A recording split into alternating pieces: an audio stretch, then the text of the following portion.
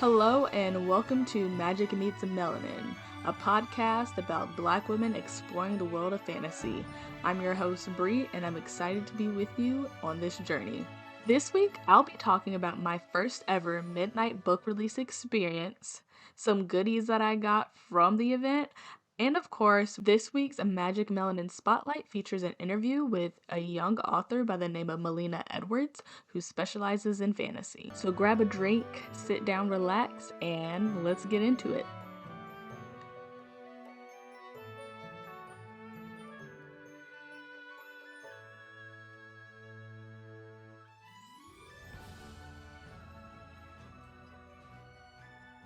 If you attended Yarros Onyx Storm midnight book release, I'm sure it wasn't anything like mine.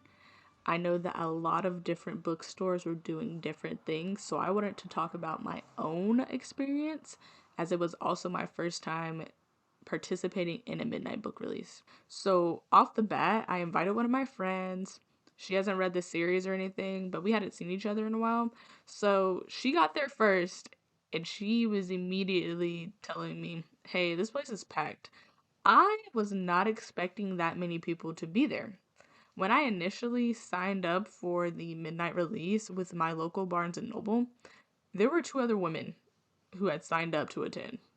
And I had done so in fall of last year. So I wasn't expecting a lot of people, but the store was packed. One of the things I really liked though was they had a map where you could find all these different stations they had set up. And when you came in, you were actually greeted with an author table of some indie authors. And they had their books with them, and you had the opportunity to purchase a book from them while you waited and you browse, the actual books in Barnes and Noble as well as hit up any of the stations. So my Barnes and Noble had several activities. I didn't participate in all of them, but they had a bookmark making station. I made two bookmarks. One of my friends made a bookmark. We also had a word search. We had a scavenger hunt. There was a relay race. There was also bingo. So my location actually kept the bakery open so people could buy beverages and snacks and things like that.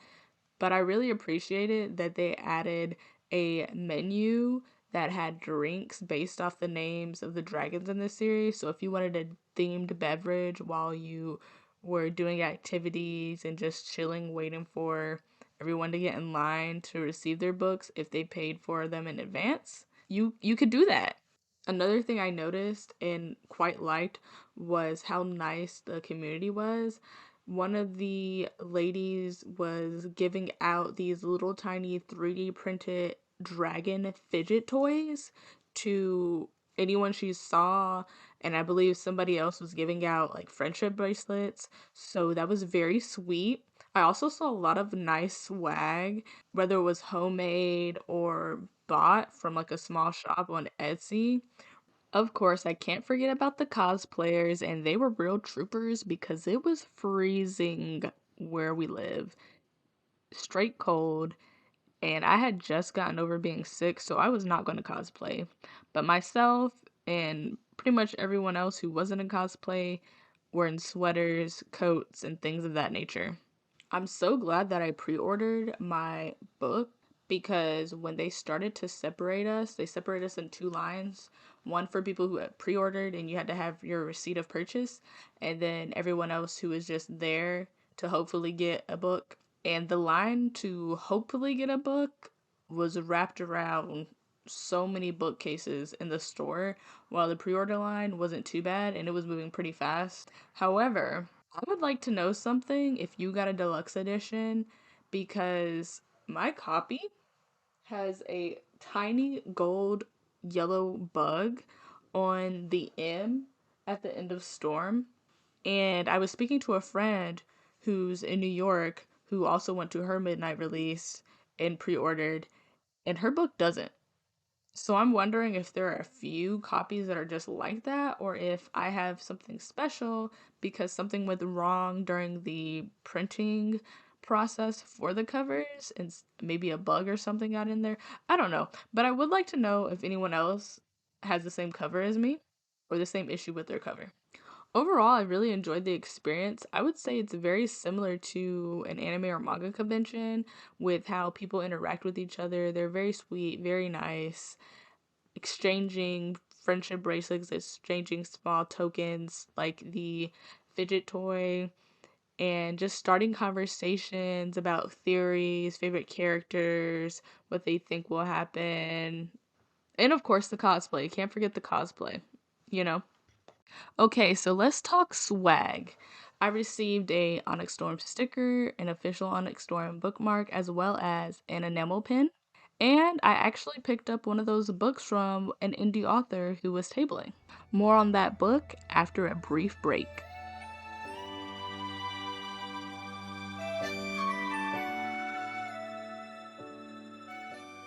Aside from Onyx Storm, I was really excited to see those authors tabling because one of them had a dark vampire romance. The book is called The Depraved Prince by Lexie Axelson.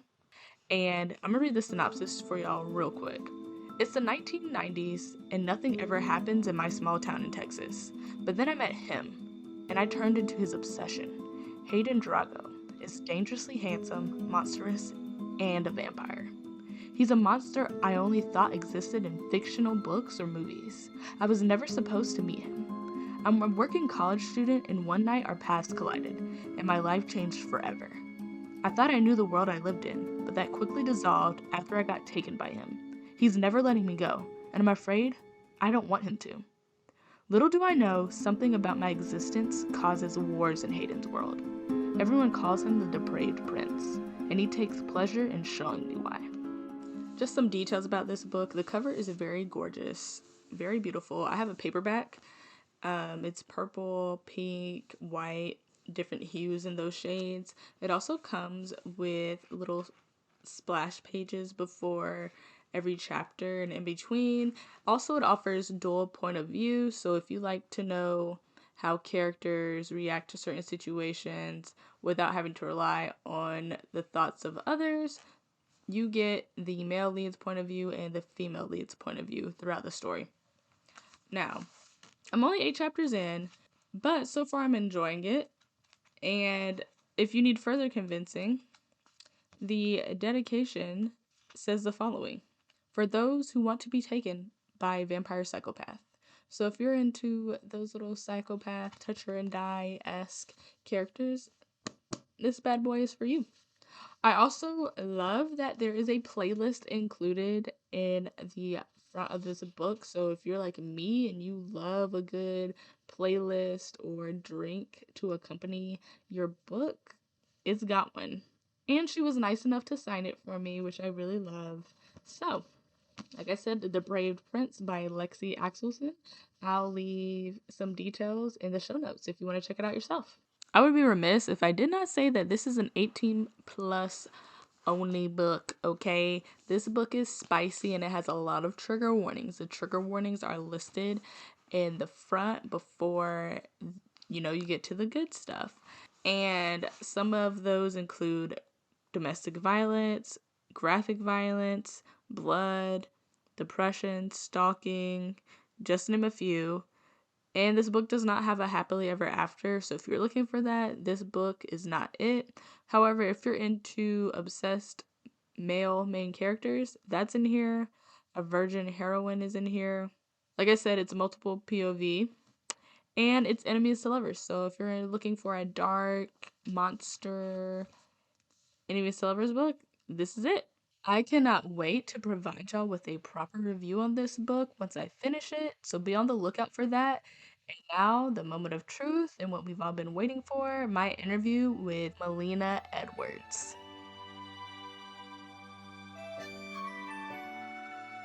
Welcome, Malienna, to the Magic Meets Melanin podcast. I am so excited to be speaking with you, not only about your craft, but how you got to where you are, and of course, your book. Thank you. I'm glad to be on here and talk to you about this. I'm really excited.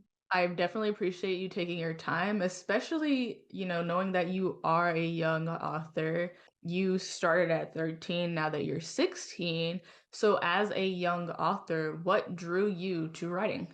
I read a lot of books when I was little and really liked the fantasy world, really liked action movies and shows, but I kind of wanted to create a world of my own to see what I can explore and how far I can go to kind of meet new characters and new people that didn't exist and kind of explore a different type of world that's different than ours. Yeah, I definitely get that. I used to read a lot when I was younger. Now, not so much, but I still try. At least a couple books a month. So you're probably reading well more than I am. What would you describe your experience of being a Black author? Yeah, it's been very interesting so far. I've been doing this for a little while now, and recently I've been starting to go to more author events, more author expos. Recently, I went to a Black Author Expo, and the community is very welcoming, very curating. They accept you. They kind of try to lift you up and give you more resources to promote yourself. They're all just really friendly people, so I'm gonna try to go to more events like that. It's kind of why I'm putting myself out there and try to socialize a bit more with people. That sounds really fun, actually. So, could you tell us more about the expo experience you had? Like, what actually goes down at an author expo? Yeah, it was amazing. They all had their booth set up. We set up in this place in Tampa Bay, and they basically post advertisements. You can sign up whenever you like and put up your own booth.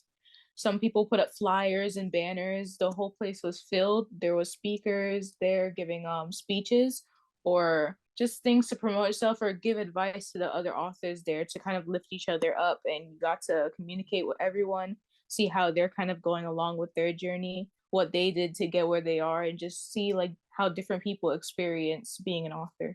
That sounds really fun, but also kind of nerve-wracking? Yeah, What books or sources do you read regularly to pull inspiration from?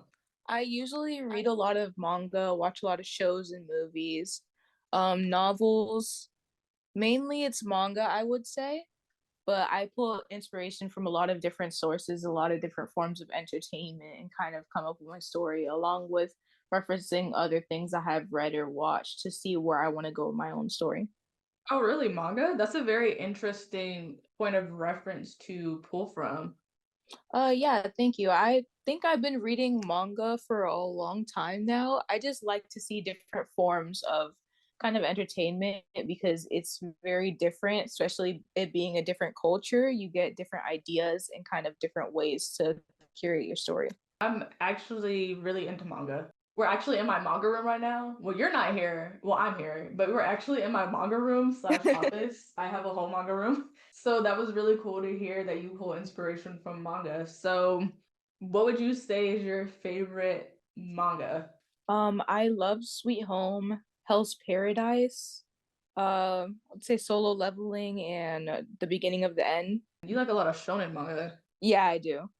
Okay, well, that's where most of the action is at. So, I get it. So, who are some of your favorite authors?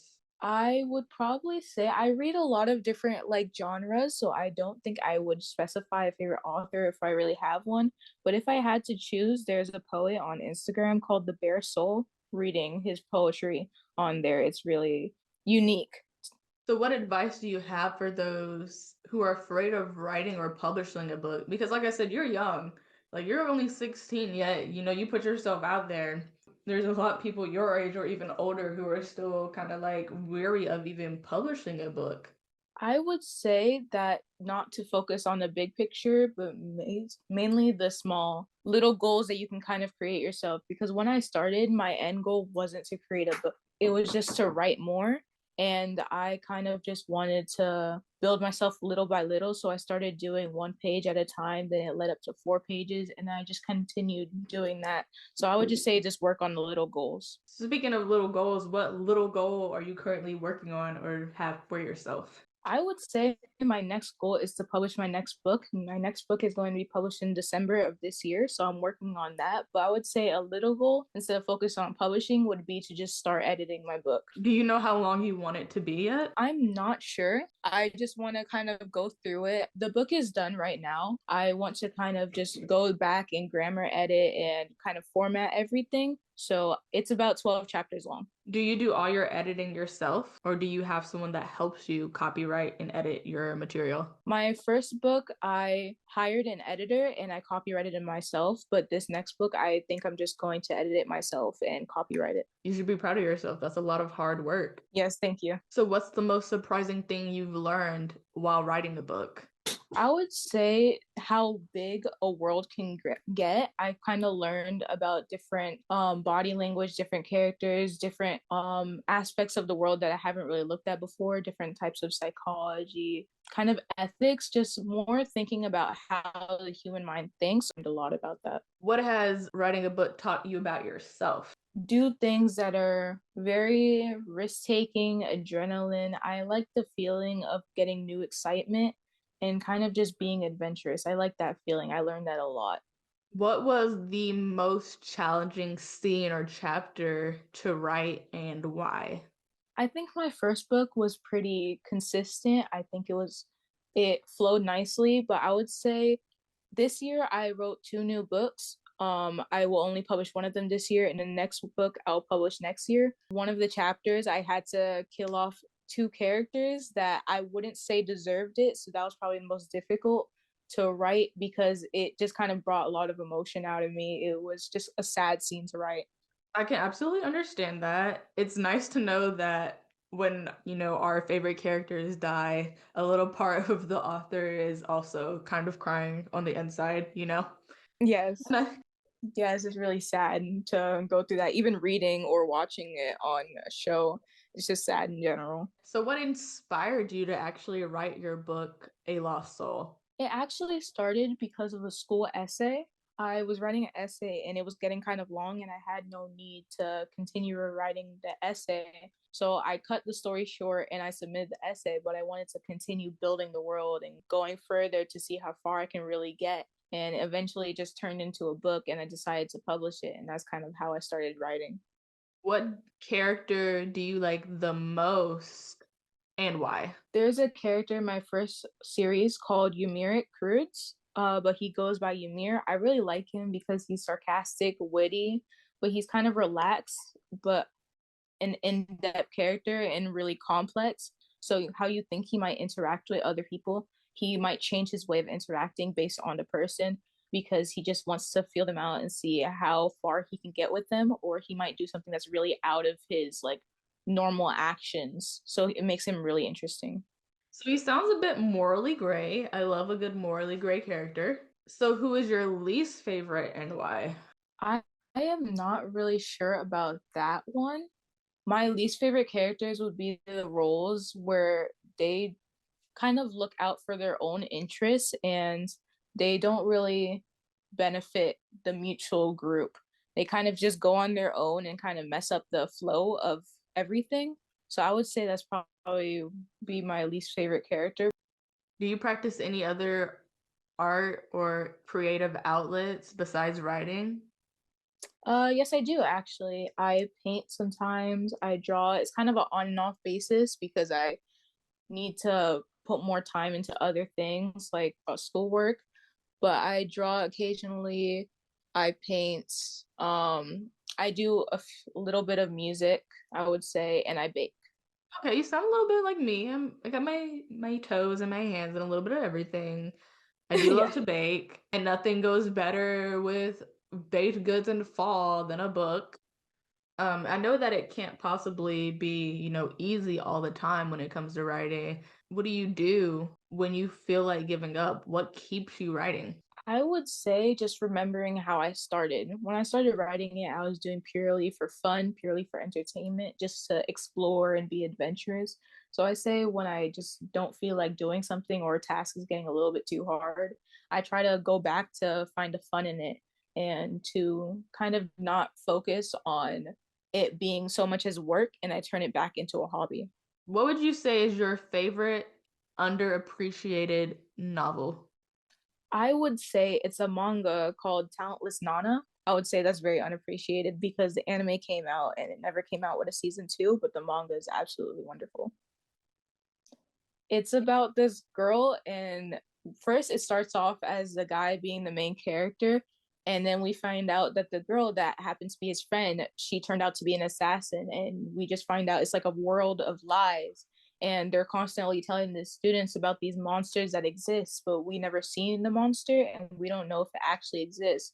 So it's kind of just a whole bunch of psychological games between the characters. Everyone's trying to survive and kind of fight. Everyone's trying to keep mentally sane. And they're also trying to get off this island to see what's really the truth behind what everyone's telling them.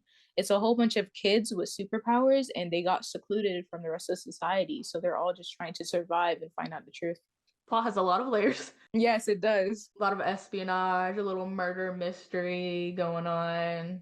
Yes, it's very entertaining. What made you get started on this podcast? What inspired you to do that? So this actually started off as a project for school. I am a grad student at West Virginia University. I am getting my master's degree in digital marketing. And for me, it's like, if I'm going to do something, I'm going to do it, right? I'm going to do something that I actually like and have fun with it.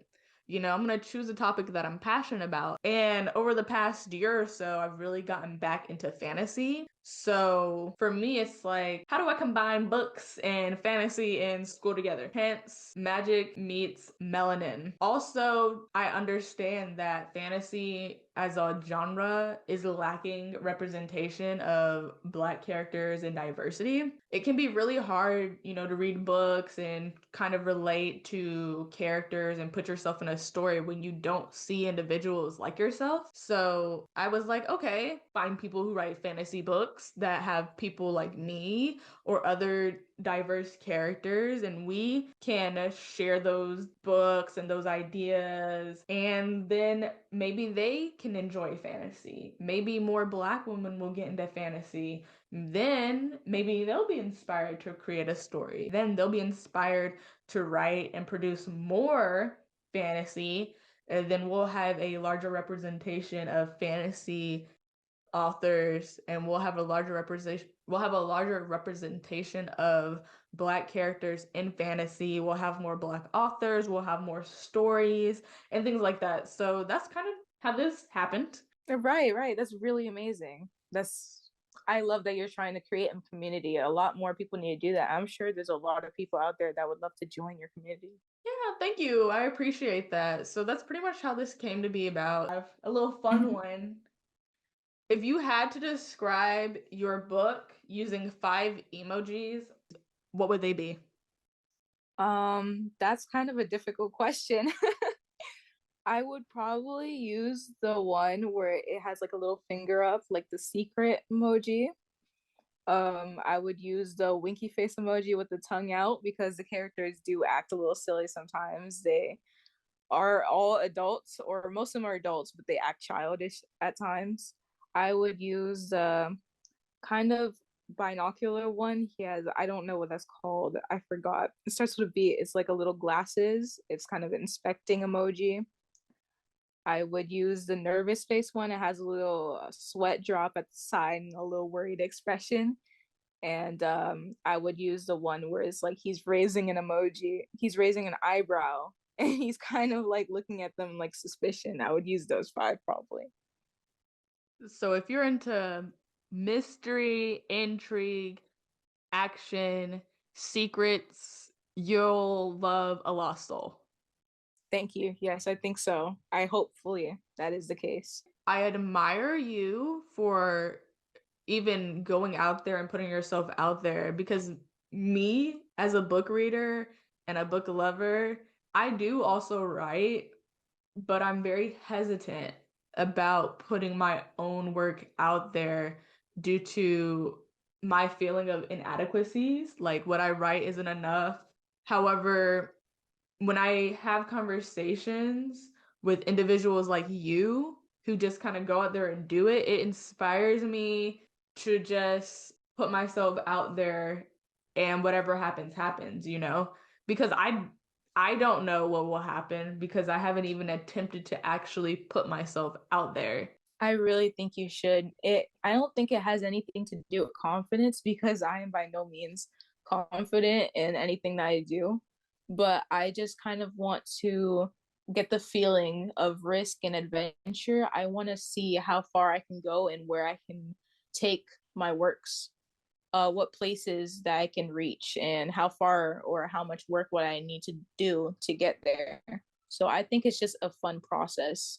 The I don't think the results are what matters, but kind of the journey to get to those results. I love that. I love that. That's like one of those quotes you find on a wall in a Southern woman's home. And if I'm a Southern woman, so I know.